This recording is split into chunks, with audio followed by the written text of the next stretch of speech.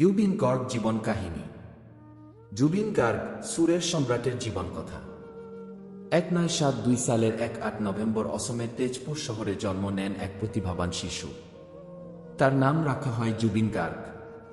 সঙ্গীতপ্রেমী পরিবারে জন্ম বলেই ছোটবেলা থেকেই তার শিরায় শিরায় বইতে থাকে সুরের ধারা।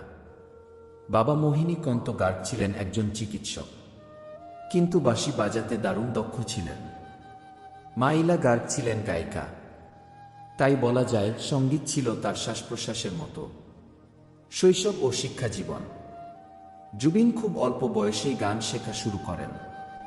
প্রথমে শাস্ত্রীয় সঙ্গীতে প্রশিক্ষণ নেন।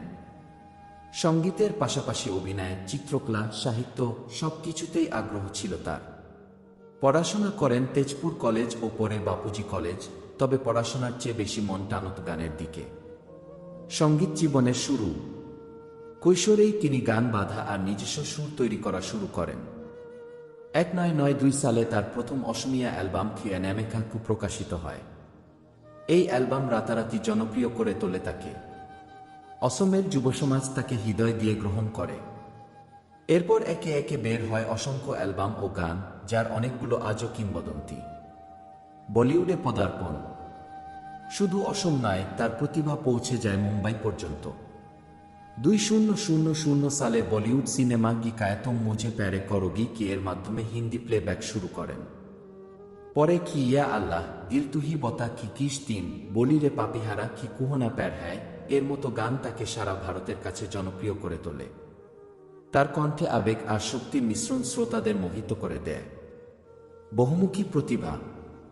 জুবিন শুধু গায়ক নন, তিনি একসাথে সুরকার ও গীতিকার, অভিনেতা ও চলচ্চিত্র নির্মাতা, বাদ্যযন্ত্রে দক্ষ শিল্পী।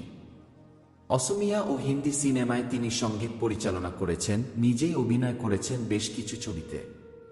তার কবিতা ও গল্প লেখার ঝোঁকও আছে। সমাজসেবা ও মানুষ। জুবিন গার্গ শুধু একজন শিল্পী নন, তিনি সমাজসেবকও। বিভিন্ন সময় অসমে বন্যার্তদের পাশে দাঁড়িয়েছেন, দান অনুদান দিয়েছেন। সাধারণ মানুষের কাছে তিনি শুধু একজন গায়ক নন, বরং এক অনুপ্রেরণা, সম্মাননা।